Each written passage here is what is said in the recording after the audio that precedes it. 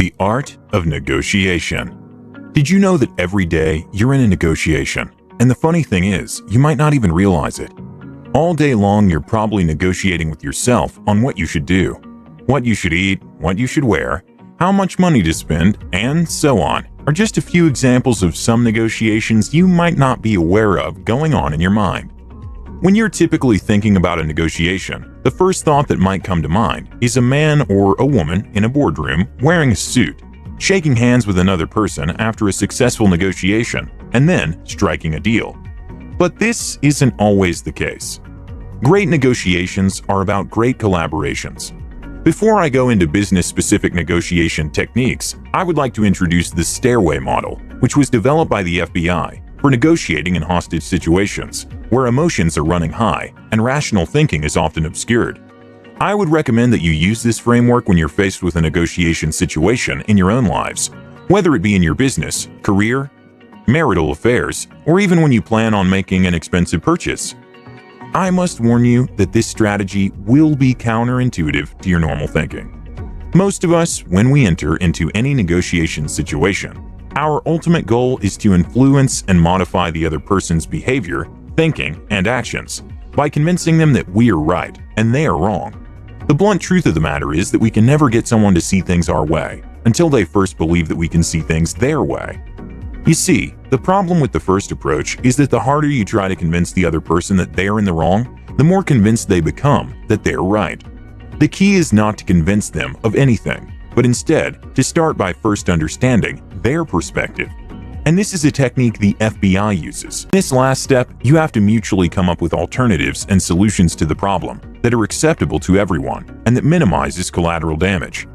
You can use this 5-step hostage model of negotiation to form a foundation for your business dealings as well. In business, poor negotiation can cripple a company just as quickly as losing key customers. Always leave your ego at the door and keep your eye on the bigger picture. The 4th step is to influence. Most often, the word implies manipulating someone to do something they do not want to do. Well, that might work in a situation where you have leverage over someone, but it will definitely not work in a hostage situation where the other guy has leverage over you. To influence someone in such a situation means to find a way to problem solve with someone by understanding his perspective. Since you have rapport with the person, the last step in the FBI's 5-step strategy is to change behavior. Unfortunately, this last step is where most of us start from in our daily negotiations. You can't expect to change the behavior of someone by pointing out what's wrong. And when you do this, it unfortunately comes out sounding a little arrogant. You can't assume that your version of the truth is the only truth. This is one of the most westernized ways of thinking. If you start pitting your truth against that of your counterpart, you have just lost the negotiation and turned it into a great warfare situation instead of a great collaboration. The 3rd step is to respond in kind, with words that resonate with the person you're negotiating with. This is in no way manipulation, but if it is seen that way by the other person, then you might have lost the negotiation. In a manner of speaking, you have to develop a form of the Stockholm Syndrome, which is a term used to describe how hostages begin to see, understand, and ultimately adopt the rationale of their captives. The 2nd step in the FBI's 5-step hostage strategy is to develop empathy. True empathy is understanding why someone else feels the way they do, and then connecting with them by sharing those same feelings. A hostage negotiator doesn't have to agree with anything that the person he's trying to negotiate with is telling him. He just needs to understand deeply why that person is saying what he's saying and acting the way he's acting. This is only possible once you have actively listened to what he's got to say. The first step in the FBI's 5-step hostage strategy is to actively listen. You need to listen to what the other person has got to say, and you need to do this without any bias towards them. The FBI uses a technique called mirroring, in which you repeat some of the key words your counterpart is saying. This is in order to extract more information and understand their perspective better. Let's say you're in a sales situation where you're pitching a product to a potential client.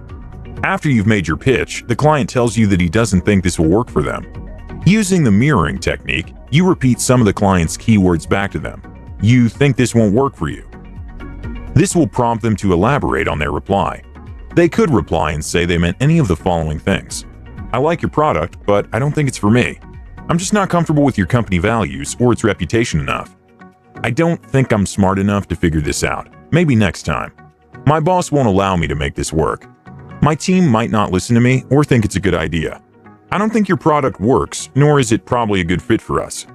Now that you have an idea of what your counterpart is really thinking, and you can put yourself in their shoes, then you can recalibrate your pitch and address their concerns.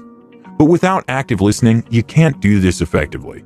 If you started pitching and tried to modify his or her behavior without properly understanding the person, or at the very least have them believe that you understand them, you will not be effective in the negotiation. Below are some of the tips and tricks I've researched, which you can use to be a successful negotiator for yourself or your business. Tip number 8. Determine an acceptable outcome for the other party. Throughout the negotiation process, ask yourself what you can offer to satisfy the priorities of the other party without weakening your own position. Be prepared to give up the little things. You cannot win it all. Try to reach a win-win situation for all so that both parties can benefit from the deal. So in conclusion, successful negotiation is like a game of chess, where every move you make should be designed to set up not only your next move, but other moves down the line. Always have an end game in mind, as that will help you avoid fighting to the last dollar. There's no point in fighting over pennies when you've already secured a good dollar deal. Tip number 7. Trading one element for another. If you are, for example, a seller of a car wash service and a buyer wants you to reduce your price, one intelligent strategy for you can be to lower your price for a more relaxed work schedule. Instead of having the car cleaned every day of the week, you can offer a lower price to the buyer for having it cleaned only 5 times a week. Tip number 6. Always have something to give away without hurting your negotiation position. If you're submitting a price proposal to a buyer, you can try to insert decoys and red herrings in the proposal for the other party to find. For instance, you might include spare parts in your proposal, which the buyer discovers and asks you to take out from the proposal to reduce his overall cost. Spare parts are not critical to the success of the overall project, and so you can take it out and help the buyer have a psychological victory. Tip 5. Demonstrate your knowledge. Establish early in the negotiation process that you're an expert on the subject matter. This may intimidate those on the other side and put them on their heels before they have a chance to establish their own credibility. Tip number 4. Watch for clues, such as body movement, speech patterns, and reactions. This is really important, as nonverbal communication constitutes almost 93% of any communication. Verbal speech only makes up for the remaining 7%. Be prepared to suspend or cancel negotiations if you feel that things are getting nowhere. Tip number 3. As a buyer, do not disclose your budget. If you're looking to buy a good or a service, never give out your budget or any other limitation to the seller. What the salesman does is that once he knows your budget, he will reshuffle the product specifications and other parameters in order to sell you an inferior product to fit your budget. You want the best product at the best possible price. Tip number 2. Negotiate only with decision makers. You don't want to find yourself in a position where you have struck a deal, only to discover that your agreement must be approved by someone higher in the chain of command. That's like starting the whole negotiation process from scratch all over again. Tip number 1. Know about the counterparty. It's always helpful if you've done your homework and know the weaknesses of the counterparty. If possible, talk to your business associates who have dealt with this person before, as the FBI's stairway model teaches you to put yourself in their shoes, so you can arrive at a common point where both parties are happy. Remember that a great negotiation is a great collaboration, where each party comes out happy and satisfied. Your adversary is not the guy sitting across the table whom you're negotiating with. Your adversary is the situation, and both sides of the table are faced with some aspect of the same situation. A great negotiation will entail a win-win situation, as both parties come together to solve the problem for each other in the most acceptable manner possible.